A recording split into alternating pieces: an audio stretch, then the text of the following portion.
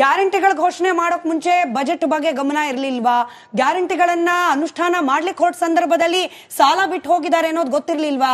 ಸೂರ್ಯ ಮುಕುಂದ್ ಅವರೇ, ನಿಗಮಗಳು ಎಸ್ಪೆಷಲಿ ನೀವದು ನೀರಿಂದು ನಾನು ಮುಂದೆ ಇನ್ನೂ ಎಲಾಬ್ರೇಟ್ ಆಗಿ ಪ್ರಶ್ನೆ ಕೇಳ್ತೀನಿ, ಬಟ್ ಸ್ಟಿಲ್ ಬೆಲೆ ಏರಿಕೆಗೆ ಹಿಂದಿನ ಬಿಜೆಪಿ ಅವಧಿಯ ಸಾಲ ಅಶಿಸ್ತೇ ಕಾರಣ ಅನ್ನೋರ್ಗೆ ಬಜೆಟ್ ಹಿಂಗಾಗಬಹುದು ಅನ್ನೋದು ಗೊತ್ತಿರ್ಲಿಲ್ವಾ ಅನ್ನೋದು ಪ್ರಶ್ನೆ ಅಲ್ಲ. ನಮ್ಗೆ ನಮ್ಮ ತೆರಿಗೆ ಇದ್ರ ಮೇಲೆ ಸಂಗ್ರಹದ ಮೇಲೆ ಸಿದ್ದರಾಮಯ್ಯ ಅವರ ಬಜೆಟ್ ಇದೆಯಲ್ಲ, ಸಿದ್ದರಾಮಯ್ಯ ಅವರ ಆರ್ಥಿಕ ಚಿಂತನೆ ಯಾವತ್ತೂ ಕೂಡ ಫೇಲ್ ಆಗಿಲ್ಲ. ಸಿದ್ದರಾಮಯ್ಯ ಅವರು ಇವತ್ತವರೆಗೂ ದಾಖಲೆಯ ಬಜೆಟ್ ಅನ್ನ ಮಂಡಿಸಿದ್ದಾರೆ. ಇಡೀ ದೇಶದಲ್ಲೇ ಅವ್ರ ತರ ಒಬ್ಬ ಆರ್ಥಿಕ ತಜ್ಞ ಇನ್ನೊಬ್ಬ ಮುಖ್ಯಮಂತ್ರಿ ಸಿಗೋದಿಲ್ಲ. ಸೊ ಅದನ್ನೆಲ್ಲ ನಾವು ಕ್ರೋಢೀಕರಣ ಆಗಿರ್ಬೋದು, ಹಣದ ಕ್ರೋಢೀಕರಣ ಆಗಿರ್ಬೋದು, ವೆಚ್ಚ ಆಗಿರ್ಬೋದು, ಅಥವಾ ಹಣದುಬ್ಬರ ಆಗಿರ್ಬೋದು, ಇದನ್ನೆಲ್ಲವನ್ನು ಕೂಡ ಲೆಕ್ಕ ಹಾಕಿ ಲೆಕ್ಕಾಚಾರ ಹಾಕ್ಬಿಟ್ಟೆ ಮಾಡಿರುವಂಥದ್ದು. ಇವತ್ತು ನಮ್ಮ ಗ್ಯಾರಂಟಿ ಯೋಜನೆಗಳಿಂದ ಸರ್ಕಾರಕ್ಕೆ ಹೊರೆಯಾಗಿರುವಂಥದ್ದಲ್ಲ. ನಮಗೆ ನಮ್ಮ ರಾಜ್ಯದಿಂದ ಡಿ ಕೆ ಸುರೇಶ್ ಅವರು ಏನು ಕೇಂದ್ರದ ಬಜೆಟ್ ಆಯಿತು, ಆ ಸಂದರ್ಭದಲ್ಲಿ ಅವ್ರು ಹೇಳಿದ್ರು, ನಮಗೆ ತಾರತಮ್ಯ ಆಗ್ತಿದೆ, ದಕ್ಷಿಣದ ರಾಜ್ಯಗಳಿಗೆ ತಾರತಮ್ಯ ಆಗ್ತಿದ್ದೇವೆ, ನಾವು ಪ್ರತ್ಯೇಕ ದೇಶದ ಹೋರಾಟವನ್ನು ಮಾಡಬೇಕಾಗತ್ತೆ ಅಂತ ಕೇಳಿದ್ರು. ಯಾಕೆ ಕೇಳಿದ್ರು? ಈ ರೀತಿ ನೀವು ಉತ್ತರ ಪ್ರದೇಶಕ್ಕೆ ಅಷ್ಟೊಂದು ಹಣವನ್ನು ತಗೊಂಡೋಗಿ ಕೊಟ್ರೆ ಬಿಮಾರು ರಾಜ್ಯಗಳು ಅಂತ ಹೇಳ್ತಾರೆ, ಉತ್ತರ ಪ್ರದೇಶ ಆಗಿರ್ಬೋದು, ಬಿಹಾರ್ ಆಗಿರ್ಬೋದು, ಅಥವಾ ಬೇರೆ ಬೇರೆ ಆ ಕಡೆಯಿಂದ ರಾಜ್ಯಗಳಾಗಿರ್ಬೋದು, ನೀವು ಅಲ್ಲಿಗೆ ಕೊಡ್ತಾ ಇರೋವಂಥ ತೆರಿಗೆ ಹಣವನ್ನ ನಾವು ಇಲ್ಲಿ ನಮ್ಮ ಹತ್ರ ರಿಸೋರ್ಸ್ ಜಾಸ್ತಿ ಇದೆ, ಸಮುದ್ರ ಇದೆ, ಅದಾದ ನಂತರ ನಿಮಗೆ ಭೂಮಿಯ ಒಂದು ಫಲವತ್ತತೆ ಜಾಸ್ತಿ ಇದೆ, ಆಮೇಲೆ ಸಾಫ್ಟ್ವೇರ್ ಎಕ್ಸ್ಪೋರ್ಟ್ ಇದೆ, ಇಡೀ ದೇಶಕ್ಕೆ ನಾವು ಬೆಂಗಳೂರಿಂದ ಹೋಗ್ತಾ ಇರುವಂಥ ತೆರಿಗೆ ತುಂಬಾ ಹೆಚ್ಚಿದೆ. ಸೊ ಈ ಎಲ್ಲ ಹಣವನ್ನ ನಮಗ್ ಕೊಟ್ರೆ ನಾವು ಯಾರ ಮೇಲೂ ಕೂಡ ಹೊರೆ ಹಾಕುವಂತದ್ದೇನಿಲ್ಲ. ಈಗ ನೀವು ಮೊನ್ನೆ ನಿರ್ಮಲಾ ಸೀತಾರಾಮನ್ ವಾದ ಒಪ್ಪೋಣ, ಬಟ್ ಸೂರ್ಯ ಮುಕುಂದ್ ಅವರೇ, ಜನರಿಗೆ ಗೊತ್ತಾಗಿದೆ ಜಿಎಸ್ಟಿ ರಿಟರ್ನ್ಸ್ ನ ಪರ್ಸೆಂಟೇಜ್ ಡಿಸೈಡ್ ಆಗೋದು ಕೇವಲ ಯಾವ ರಾಜ್ಯ ಎಷ್ಟು ಕಲೆಕ್ಟ್ ಮಾಡಿ ಕೊಟ್ಟಿದೆ ಅನ್ನೋದ್ರ ಆಧಾರದ ಮೇಲಲ್ಲ. ಆಲ್ರೆಡಿ ಅದಕ್ಕೆ ಒಂದು ಸೆಟ್ ಮಾನದಂಡಗಳಿದೆ, ಅದನ್ನು ಬದಲಾಯಿಸಬೇಕು ಅನ್ನೋದು ಸುಲಭದ ಪ್ರೋಸೆಸ್ ಅಲ್ಲ. ಗೊತ್ತಿದೆ ಜನರಿಗೆ. ನೀವು ಕೇವಲ ಜಿಎಸ್ಟಿ ವಾಪಸ್ ಕೊಡ್ತಿಲ್ಲ ಅನ್ನೋದನ್ನ ನೆಪ ಮಾಡಿದ್ರೆ ಜನ ನಂಬೋಷ್ಟು ದೊಡ್ಡ ಜನ ನಂಬ್ತಾ ಇದಾರೆ. ಕಾಂಗ್ರೆಸ್ ಸರ್ಕಾರವನ್ನ ನಂಬಿರೋದಕ್ಕೆ ಇವತ್ತು 3 ಸೀಟು ಮತ್ತೆ ಉಪಚುನಾವಣೆಯಲ್ಲಿ ಕೊಟ್ಟಿರೋದು. ಬಿಜೆಪಿ ಅವ್ರನ್ನ ನಂಬ್ತಾ ಇಲ್ಲ. ಯಾಕೆ ಅಂದ್ರೆ ಬಿಜೆಪಿ ಅವ್ರು ಏನಂತ ಹೇಳ್ತಾ ಇದ್ರು, ಬಿಜೆಪಿ ಅವ್ರು ಏನಂತ ಹೇಳ್ತಾ ಇದ್ರು, ಪೆಟ್ರೋಲ್ ಬೆಲೆ 1000 ರೂಪಾಯಿ ಆಗ್ಲಿ, ನಾವು ಸಿಂಹ ಸಾಕಿದೀವಿ, ನರೇಂದ್ರ ಮೋದಿಗೆ ವೋಟ್ ಹಾಕೋದು ಅಂತಿದ್ರು. ಪೆಟ್ರೋಲ್ ಬೆಲೆ 1000 ರೂಪಾಯಿ ಆದ್ರೂ ನಾವು ಮೋದಿಗೆ ವೋಟ್ ಹಾಕೋದು ಅಂತಿದ್ರು. ಯಾಕೆ ಇವಾಗ ಈಗ ಒಂದ್ 4 ರೂಪಾಯಿ 2 ರೂಪಾಯಿ ಜಾಸ್ತಿ ಆಗೋಗ್ಬಿಟ್ರೆ ಯಾಕೆ? ಆಮೇಲೆ 2 ರೂಪಾಯಿ ಜಾಸ್ತಿ ಆಗೋಗ್ಬಿಟ್ರೆ ನಿಮ್ ಕಾಂಗ್ರೆಸ್ ಸರ್ಕಾರ ಇದ್ರೆ 2 ರೂಪಾಯಿ ಜಾಸ್ತಿ ಆಗೋದ್ರೆ ಬಾಯಿ ಬಿಡ್ಕೊಂತಾರೆ. ಅದೇ ನರೇಂದ್ರ ಮೋದಿ 1000 ರೂಪಾಯಿ ಜಾಸ್ತಿ ಮಾಡಿದ್ರು ಇವ್ರಿಗೇನ್ ಸಮಸ್ಯೆ ಆಗಲ್ಲ. ಈಗ ಅವ್ರ ಸುಳ್ಳುಗಳು ಏನಂತ ಹೇಳ್ತಾರೆ ಅಂದ್ರೆ ಪಾಣಿ ದರ 100 ರೂಪಾಯಿ ಆಗೋಗ್ಬಿಟ್ಟಿದೆ ಅಂತ. ಇವತ್ತು ಬೆಳಗಾಂದು ಇದನ್ನ ಡಿಸ್ಟ್ರಿಕ್ಟ್ ಪೋರ್ಟಲ್ ತೆಗೆದು ನೋಡಿ, ಅಥವಾ ಬೇರೆ ಯಾವ್ದಾದ್ರು ಪೋರ್ಟಲ್ ತೆಗೆದು ನೋಡಿ, ಪಾಣಿ ಹಣ 10 ರೂಪಾಯಿ ಇರುವಂತದ್ದು, ಅದನ್ನೇನು ಜಾಸ್ತಿ ಮಾಡಿರೋದಲ್ಲ. ಆಮೇಲೆ ನೀವು ಡೀಸೆಲ್ ಚಾರ್ಜಸ್, ನಾವು ಸರಕು ಸಾಗಣೆ ವೆಚ್ಚವನ್ನ ಗಮನದಲ್ಲಿ ಇಟ್ಕೊಂಡು ಸಬ್ಸಿಡಿ ಕೊಡ್ತಾ ಇದ್ರು, ಡೀಸೆಲ್ ಬೆಲೆ ಏರಿಕೆ ಆಗ್ಬಾರ್ದು ಅಂತ. ನೀವು ಡೀಸೆಲ್ ಬೆಲೆ ಏರಿಕೆ ಮಾಡಿದಾಗ ಸಾಗಣೆ ದರ ಜಾಸ್ತಿ ಆಗುತ್ತೆ. ಇವತ್ತು ಸಾರಿಗೆ ನಿಗಮ ನಡೆಯೋದೇ ಡೀಸೆಲ್ ಮೇಲೆ. ನೀವು ಈ ಕಡೆ ಡೀಸೆಲ್ ಬೆಲೆನೂ ಜಾಸ್ತಿ ಮಾಡ್ತೀರಾ, ಈ ಕಡೆ ನಾವು ಇವ್ರಿಗೆ ಸಂಬಳವನ್ನು ಜಾಸ್ತಿ ಕೊಡ್ಬೇಕಾಗತ್ತೆ, ಹೆಚ್ಚು ಮಾಡ್ಬೇಕಾಗತ್ತೆ, ಅವರು ಹೋರಾಟವನ್ನ ಮಾಡ್ತಾರೆ.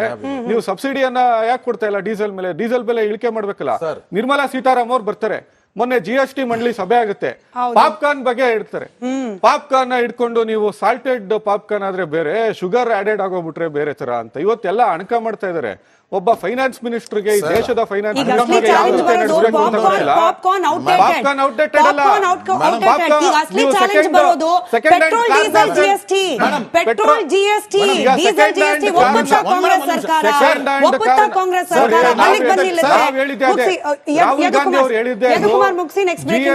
ವ್ಯಾಪ್ತಿಗೆ ತಗೊಂಬನ್ನಿ ಅಂತ ಪೆಟ್ರೋಲ್ ಮತ್ತೆ ಡೀಸೆಲ್ ಬೆಲೆಯನ್ನ.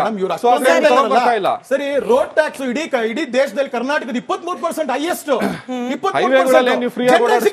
ಜನರಿಗೆ ಸಿಗ್ತಾ ಇದೆ. ಸರ್, ಇಷ್ಟು ನೀವು ರೋಡ್ ಎಲ್ಲ ಯಾವ ರೋಡ್ ಮಾಡಿದ್ದೀರಾ ಸರ್? ನೀವು ಕಮಿಟೆಡ್ ಎಕ್ಸ್ಪೆಂಡಿಚರ್ ಏನಂತಾರೆ, ಗ್ಯಾರಂಟಿ ಯೋಜನೆಗಳು 52,000 ಅಂತ ಹೇಳಿದ್ರಲ್ಲ ಸರ್. ಅಲ್ಲಿ ಇನ್ನು ಮಿಕ್ಕಿದಂತ ಯೋಜನೆಗಳು ಯಾವ ಯೋಜನೆ ಜನಸಾಮಾನ್ಯರಿಗೆ, ಯಾವ ನೀರಾವರಿ ಯೋಜನೆ ಆಗ್ಬೋದು, ಯಾವ ಅಭಿವೃದ್ಧಿ ಕೆಲಸ ಆಗಿರಬಹುದು, ಯಾವ ಜನರಿಗೆ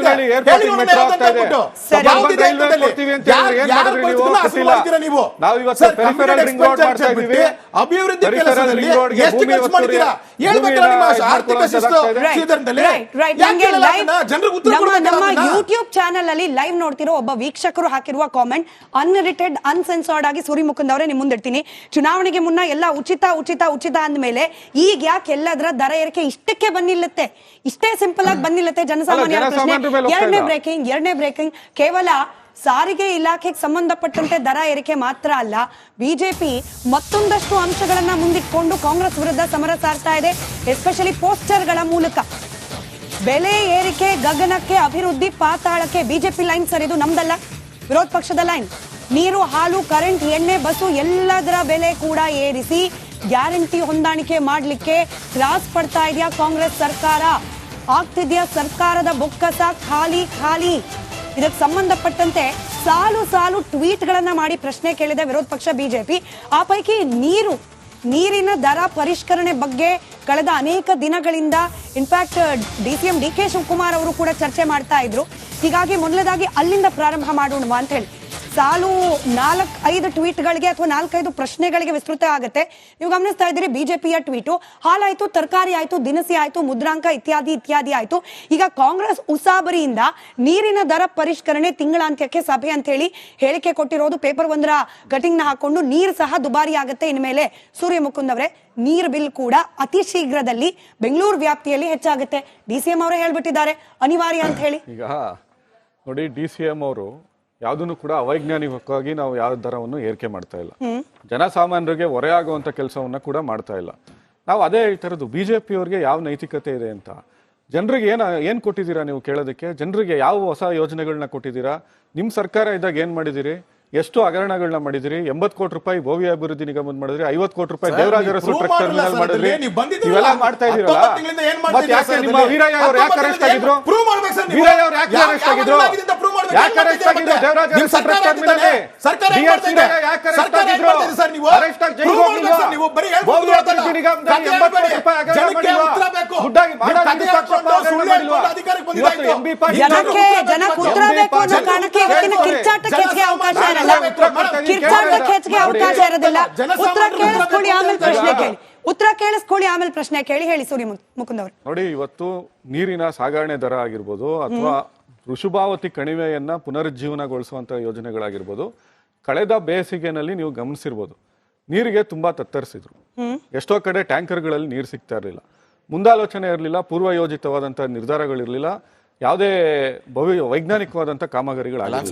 ಸೊ ಇದನ್ನ ನೀವು ಔಟ್ಸ್ಕರ್ಟ್ಸ್ಗೆ, ಬೆಂಗಳೂರಿನ ಔಟ್ಸ್ಕರ್ಟ್ಸ್ಗೂ ಕೂಡ ಇವತ್ತು ಆನೆಕಲ್ವರೆಗೂ ಕೂಡ ಕಾವೇರಿಯ 4ನೇ ಹಂತದ ಯೋಜನೆ ಆಗಿದೆ. 5ನೇ ಹಂತದ ಯೋಜನೆಯಲ್ಲಿ ನೀರನ್ನ ಕೊಡ್ತಾ ಇದ್ದಾರೆ. ಇವತ್ತೆಲ್ಲ ನೀವು ಬೆಲೆ ದರಗಳು ಅದೇ ರೀತಿ ಇದೆಯಾ?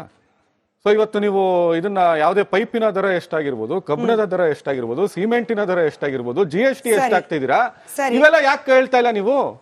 ಯಾಕೆ ನೀವು ಕಬ್ಬಿಣದ ದರ ಇವತ್ತು ನೆನ್ನೆ ಇದ್ದಿದ್ದ ರೇಟು ಇವತ್ತಿರಲ್ಲ? ಇವತ್ತು ರೈತರ ಹತ್ರ ಹೋಗಿ ಹೊಲಗಳಿಗೆ ಪೈಪಲ್ಲಿ ನೀರು ಹಾಕಕ್ ಆಗ್ತಾ ಇಲ್ಲ ಅವ್ರಿಗೆ. ಹೊಸ ಪೈಪ್ ಲೈನ್ ಹಾಕ್ಬೇಕು ಅಂದ್ರೆ ನಿನ್ನೆ 68 ರೂಪಾಯಿ ಇದ್ರೆ ಇವತ್ತಾಗಲೇ 100 ರೂಪಾಯಿ ಆಗೋಗಿರುತ್ತೆ. ಯಾಕೆ ಸಣ್ಣ ಸಣ್ಣ ದರವನ್ನು ನೀವು ಪ್ರಶ್ನೆ ಮಾಡ್ತಾ ಇಲ್ಲ? ಕೇಂದ್ರ ಸರ್ಕಾರದವ್ರು ಯಾಕೆ ಎಲ್ರ ಮೇಲೂ ಹೊರೆ ಆಗ್ತಾ ಇದ್ದೀರಾ? ಈ ಹೊರೆಗಳಿಗೆ ಎಲ್ಲಿಂದ ಹಣ ಸಂಗ್ರಹಣ ಮಾಡಬೇಕು?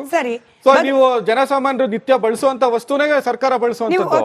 ನೀವು ಯಾವ್ದಾದ್ರು ಯೋಜನೆ ಮಾಡ್ಬೇಕು ಅಂದ್ರೆ